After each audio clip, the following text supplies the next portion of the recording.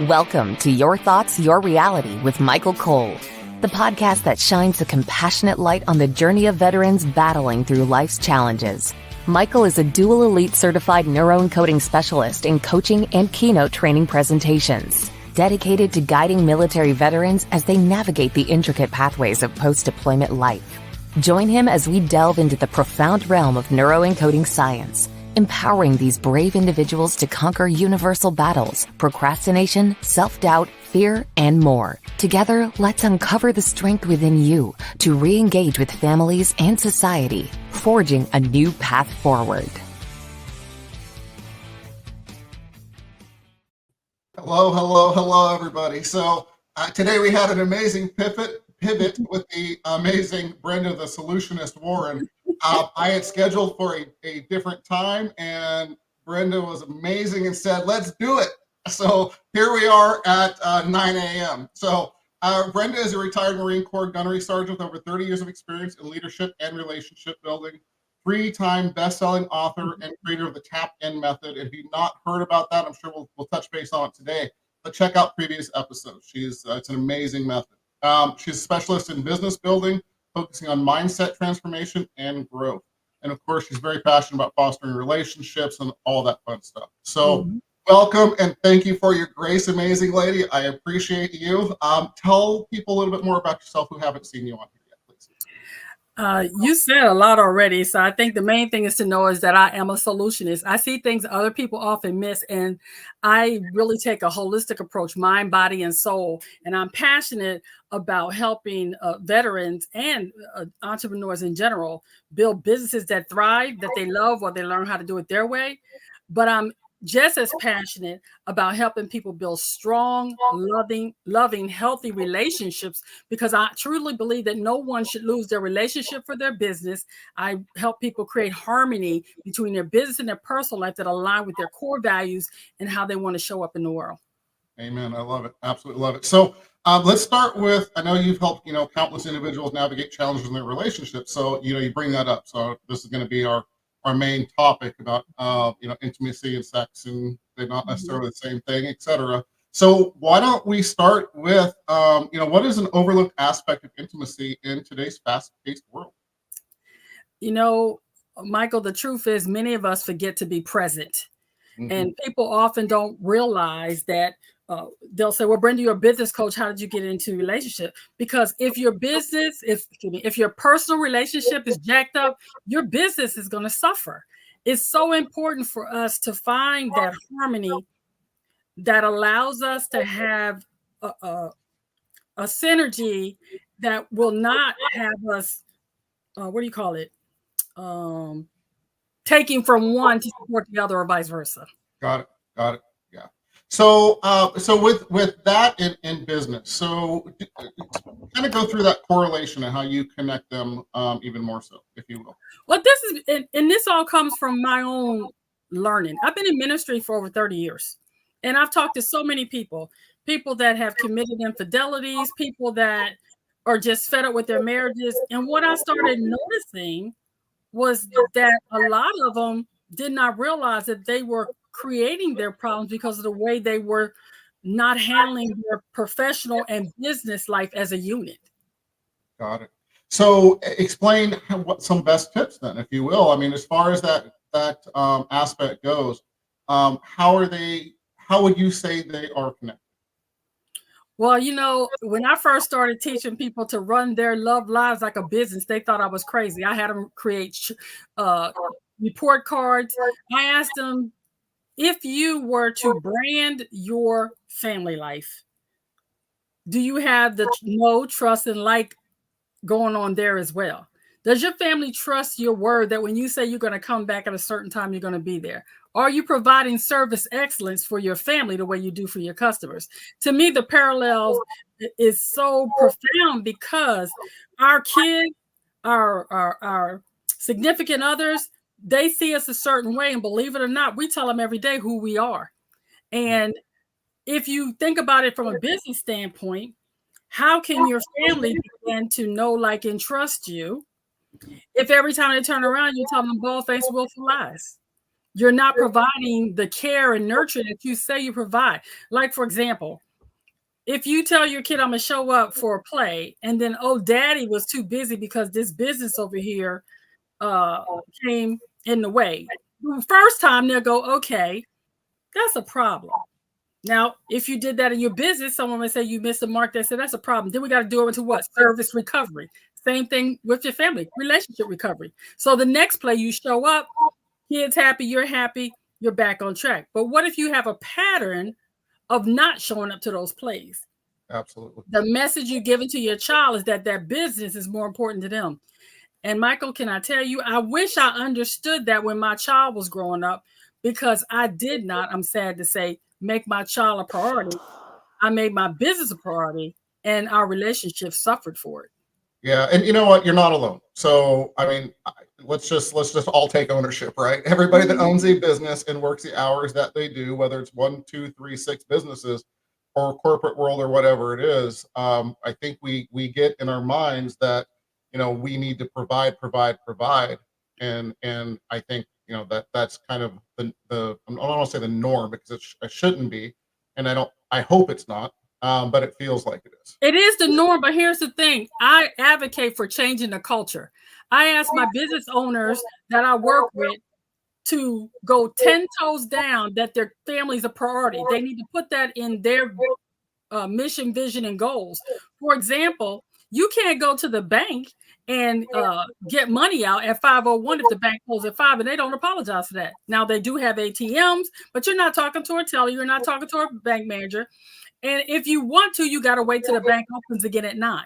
So why do us as entrepreneurs think we don't have the right to set business hours for our own? Yeah. And here's the thing.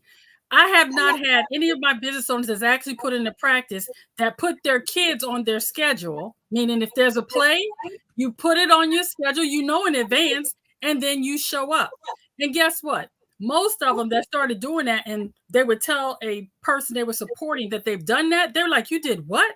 More and more people are starting to do that because we've given them permission to say my family is a priority.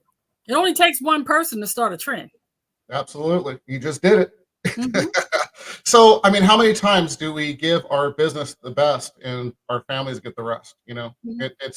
It's again, it's a sad fact in our society, you know, so let's change it today. Absolutely. Schedule a date night.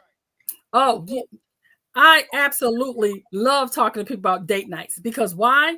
Because here's the thing. When you get in a relationship with someone, what happens when you first meet them? You're taking them out, you're doing stuff, you're in your best behavior, you dress up.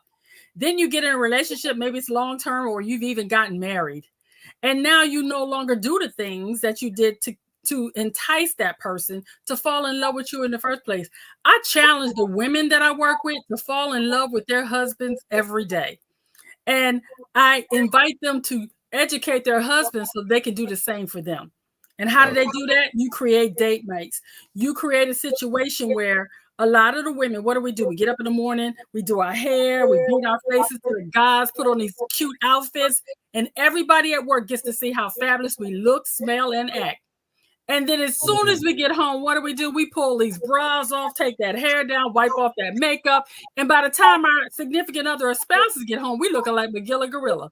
They didn't see all the fabulousness that they saw when we were dating. I challenge those ladies. I know it's been a rough day, but keep your day look on until your spouse gets home, and at least let him look at some of that cuteness too. Yeah. That'll give him the opportunity to see that. And if it's just been a rough day, then at least if you're going to take it off, don't just put on sweats and a mess.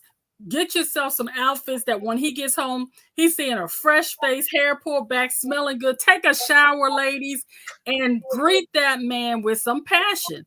I know life is lifing, but the reality is we are putting so much into these jobs and our kids, and we're neglecting our relationships with our significant other. And the kids are going to grow up and go away, and then y'all going to be looking at two other like strangers.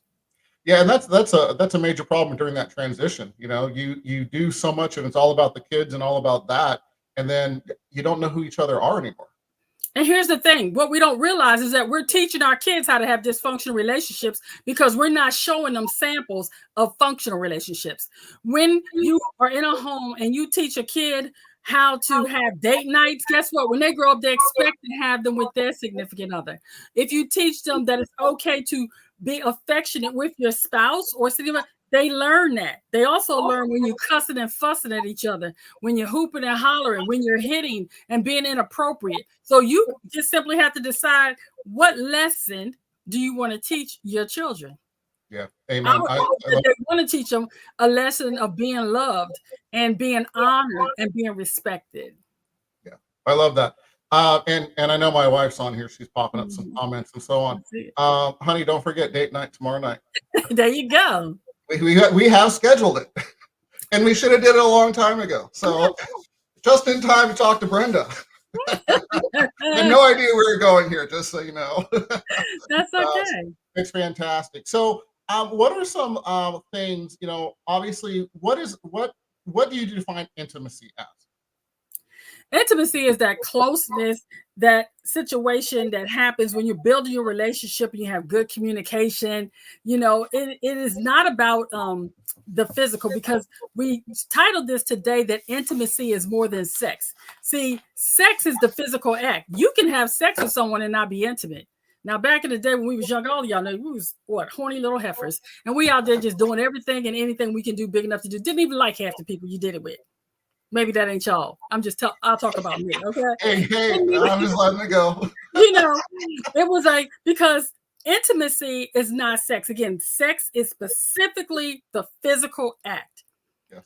Intimacy refers to the closeness, being familiar, knowing somebody. That's about trust, open communication, and all those things that make you want to be close to someone. Sex is just getting it on. And intimacy is really the relationship. It's the relationship. Yeah. So, and remember, and again, that's why I say when people hear intimacy, you can be intimate with a coworker. You can be intimate with a friend. You can be intimate with your significant other. Now, there's levels, because don't be crossing the lines, y'all out there. Don't get it twisted. I'm not saying go up there and get your work wife that y'all be talking about. No, she ain't supposed to be all in your business. But see, that's another subject for another day. Don't get me started on that one. Let's get started.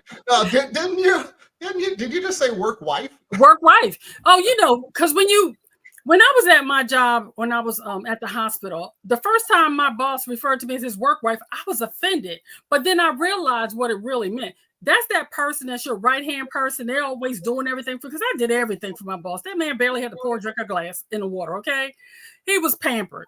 And he started referring to me as his work wife. And his wife referred to me as his work wife. Now, I later had a conversation with her and said, that's not a good thing, sweetie, because if Bossy keeps looking at me like that, we can cross some lines that we're not supposed to cross. But see, I was good at that because I was very clear when I was there. I am Mrs. Warren and I have a husband, okay?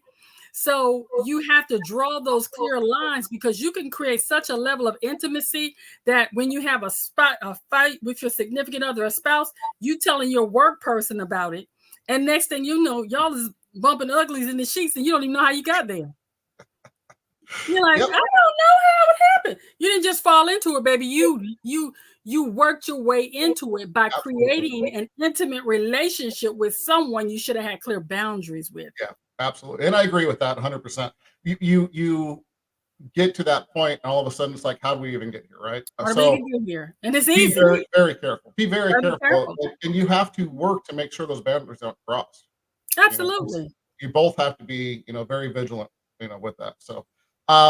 So as far as the intimacy, and of course we've already thrown the questions out and we're just doing our thing and just talking like we always do. So what are some ways to build more intimacy in that relationship? Let's go with your spouse. Let's start there. Okay. With your spouse, one of the first things is, first of y'all, it's again, when you do the parallels of a business, have you and your spouse set out a vision for your relationship? Most people don't even bother to do that. When I tell the couples I work with that, they look at me like I'm crazy at first. But I'm like, if you don't know where you're going, how you going to get there? Mm-hmm. And what is often amazing is that what one person's vision is totally different than what the other one's, because they never really talked about their expectations. We get our expectations based on how we were raised. If you were raised in a house where everybody was married and there's never been a divorce in your family, but yet you've married a person that they get divorces like people change their underwear and they don't have no problem walking away. Their walk away game is good because they don't even know what a healthy relationship works with. If y'all haven't done the work, they have not gotten counsel, that's a recipe for divorce right there. So the first thing I say do is get a clear vision for your relationship. And while I'm on that, do not base it on somebody else's fantasy relationship you think they have. Too many of us are looking at other people going, oh, look at them. Yeah. And baby, they so tore from the floor up, you'd be surprised if you went behind their closed door. So I say, look at your own relationship and make it work for you. And a good point is I have a couple that the gentleman stays home and the wife goes to work. She's got more degrees than a thermometer. She married a guy with a high school diploma. He is an amazing man. He is not a punk, but he knew that she had the skills and she loved what she does. Mm-hmm.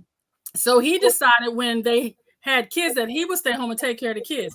That's his jam. He's one of the best fathers I know, but he's often ridiculed because he takes a non-traditional role. But let me tell you, what they've been married now 30 something years. Their kids are all happy. They're safe. They're productive. They had a clear vision for what will work in their marriage. She's about to retire in another year. Man, I really love that. Be able to travel.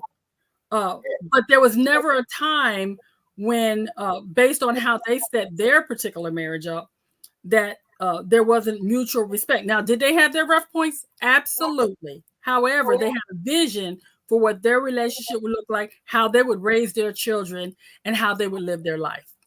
Yeah, that's fantastic. I love that. And I got news for everybody. Being home with children is generally the harder job. Absolutely. Absolutely. Absolutely. So that's fantastic, story, if you will, and example. I love that. So if you will, having a clear vision, mm-hmm. setting date nights, mm-hmm. adventure dates. Dates, date night. And the main thing about the way we get intimate with anyone, be it a significant other or just a random person, is you spend time with them. You get to know what they think, how they feel. You nurture that relationship by being able to honor each other's individuality. Nobody expects you, once you become a couple, to be a carbon copy. You all have your own beliefs, your understanding, the way you see things and view things. You have to have some clear rules for how you settle disagreements. Go into that a little bit, if you will. As a Christian woman, the way I was raised, the man always has the final say. Now, nowadays, when you say that, all the feminists gonna come with me. Save your breath. It ain't gonna help you none, because I truly believe that everybody can't be in charge. But the couple has to decide for them. I'm not gonna tell nobody else they gotta let their husband have the final word. But what people don't understand when they hear that is that a man that has a heart after God's own heart, he's not making his final decision without his wife's input. So they need to read their Bible. But anyway, the main point is that someone has to be able to have the final word when all things have been said and done about how y'all live, where you live, what you do. Yes, some couples, they don't do that. I will tell you, I was fortunate as I began to minister and talk to different people. You hear the word submission, people freak out. But it's nothing different than what they do every day. And when I tell them that, they're surprised. You go to a job every day and submit to what people tell you to do. That boss tells you to jump, you ask off what and how high. Why is it when you get home, your husband asks you to do something, you done lost your mind? I ain't submitting to that. Girl, you done lost your mind. They have to be an understanding and an agreement that when we make decisions for our family, these are the rules we follow. Yeah. That simplifies it, right? It's simplified. That way nobody's confused when different things come up. It's right down to about how you raise your kids. You have to have rules about that, because if one of the spouses is telling the kids don't do this, and then the other one's always countermanding that, the kids learn to go to the one that's always going to change their mind. You see, for me, we had a rule when Alex was little. If mommy said don't do something, they went to daddy. The first thing daddy would say is, what did your mama say? And vice versa. Yeah. I had a rule in my house. You don't get to disrespect your father. And if there was you don't raise your voice at your daddy. And I remember one day I raised my voice at my husband, and my kid said, you can't talk to my daddy like that. That's disrespectful. I was like, I apologized. I immediately corrected. I apologized to my husband. I apologized to my child because the tone of voice that I used was not loving. Now, under my breath, I was thinking, you sorry son of a, but I knew that I had to practice what I preached. Yeah, and again, as a leader, and acknowledge I was wrong. Yeah, and as a leader, your kids are going to respect that. Mm-hmm. Obviously. So that's fantastic. So let's see. So let's talk about, if we can, switch it up just a little bit, because I love the tap-in method. Can we talk about the tap-in method just a little bit, and then how that kind of relates to relationships? Now, the normal tap-in method is it's still the 5-step procedure.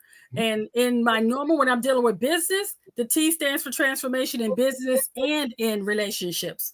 The A stands for accountability and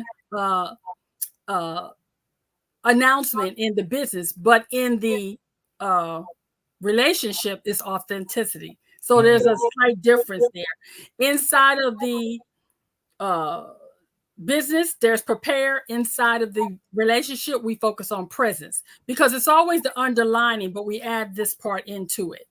And then when it comes to the I, that's the imagine phase. You're still going to imagine, but we add in intention when you come to relationship. And the bottom one is always nurture. Yeah, and I love the tap-in method. It's we've talked about it multiple times now. And so with using that, I mean, can you give an example with that intimacy or relationship? One of the biggest challenges that we face when it comes to marriages is about intimacy, and as it relates to sex itself. Because hopefully, if you're in a loving relationship, that you are sexually intimate, not just having sex. Right. And so the tap-in method comes in there, because sometimes we have to help people change their mindsets about what's appropriate and what's not. I tell people, keep preachers and people out your bed. The marriage bed is undefiled. And if you want to have a healthy sex life, then you need to have that with your partner and not everybody else. So that's about a shift in mindset of there.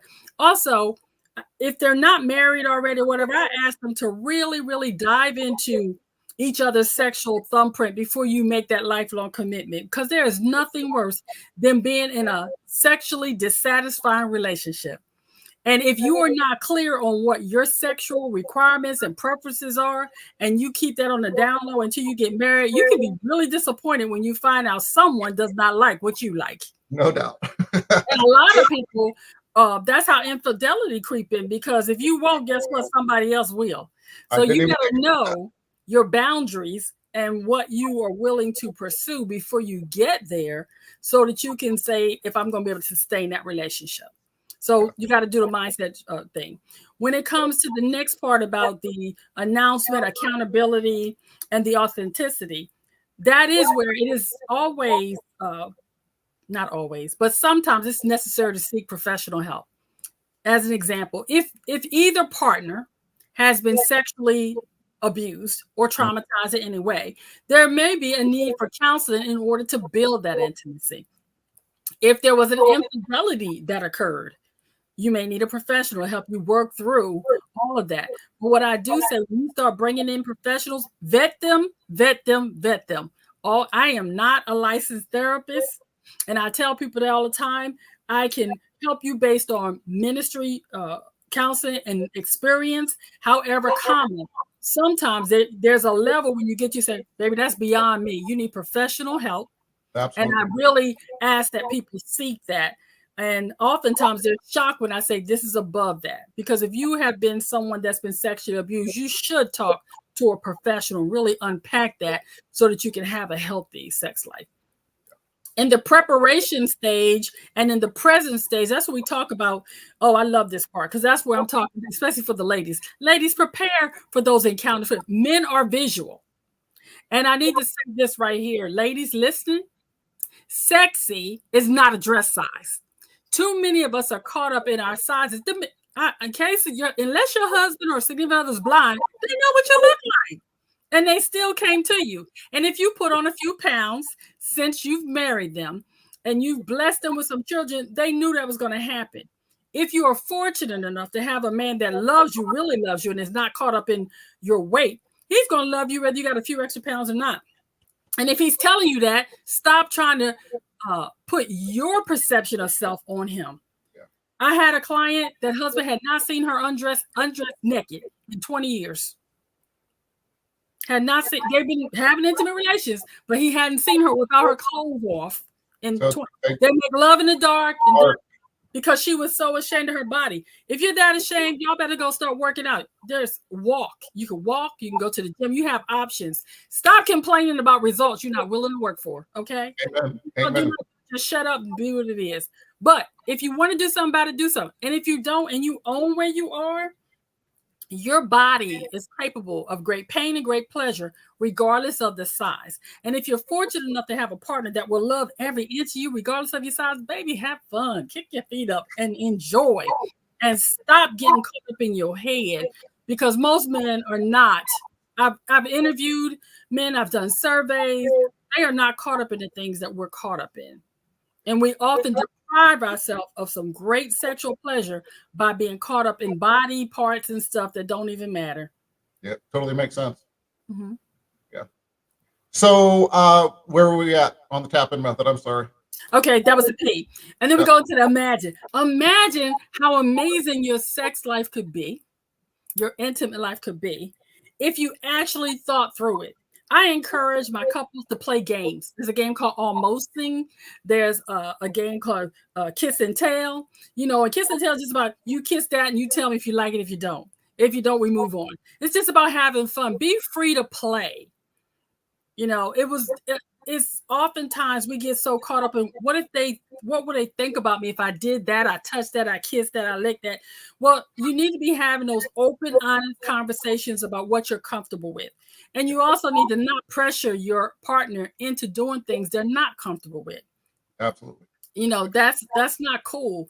But that's why it's important to have these kind of conversations before you commit to that lifelong partnership. Because if someone has a mindset that no, I ain't never ever, and that's something you really enjoy, you're going to be really disappointed. Yeah, absolutely. So in the preparation phase, we encourage the ladies, and I mainly work with ladies. I do have a few enlightened men that love to have a conversation, but I teach the ladies how to talk dirty after dark without being nasty, how to write love letters and sex letters to their significant other. Or we talk about playing the games, about keeping it interesting, about asking a family member, a trusted family member, someone to watch your kids so that you can spend time with your spouse. And if that's not possible, you two maybe need to take off during the day and go to a hotel somewhere. Whatever you got to do to spice it up and keep it interesting, I encourage. Remember, y'all married. That's a license to have sex. What's wrong with y'all? Anything's wrong yet? I love it. I love it. My aunt is on here, just so you know. She just said, Mike, no smiling. That's hilarious. That is hilarious. So, we're at the end here. We didn't get to talk about sharks or guinea pigs or anything, but we'll do that again next time. So, if we can, Brenda, as always, can I get 3 tips to help get veterans further faster? I think, as it relates to intimacy. Yes, absolutely. Okay, I see the mic no smiling. I would say number 1. Date each other. Date nights are so important. Number 2, have those uncomfortable conversations before they become uncomfortable. Talk to each other openly and honestly. And number 3, keep other people out your bedrooms. It's just between the 2 of you. I love that. I love that. And can I just, it really was, I think, what a fantastic tip is get out of your own head. Yeah. Get out of your own head, because number 1, we're guys, we're simple. Yeah. And it's both ways. I'm not just picking on ladies at all, but we're simple. The next time we talk, we definitely need to talk about some things men can do to make their women more receptive, because y'all don't understand. I'm telling you, if y'all would start washing some dishes, picking up some clothes, not for every woman, because some women are about service, but I'm telling you, if y'all would start really participating in the child rearing and really, really taking some of the pressure off those women that actually work outside the home, because when they come back from work, they having to work again with the kids, and oftentimes the guys are kind of sitting on the sidelines. But if you want somebody swinging from the chandeliers, you got to help them have the energy to do so. I really do love you. You're awesome. So these conversations are some of the funnest I have. Is that a word? Funnest? Funnest. It can be a word. The most fun that I have. I love having you on every time. So Brenda, how do people reach out to you, my friend? You can reach out to me on LinkedIn at Brenda the Solutionist, SOULUTIONIST, Solutionist, BrendaTheSolutionist.com. I'm the Solutionist everywhere. Just reach out. Awesome. And remember, I help you create a business and a business and a family life harmony, because the choices you make today will be the reality you live tomorrow. So choose to have intimate relationships that last. I love it. On that note, we are out of here. Thank you for joining us on another insightful journey of Your Thoughts, Your Reality podcast with your host, Michael Cole. We hope the conversation sparked some thoughts that resonate with you. To dive deeper into empowering your thoughts and enhancing your reality, visit empowerperformancestrategies.com. Remember, your thoughts shape your reality, so make them count. Until next time, stay inspired and keep creating the reality you desire. Catch you on the next episode.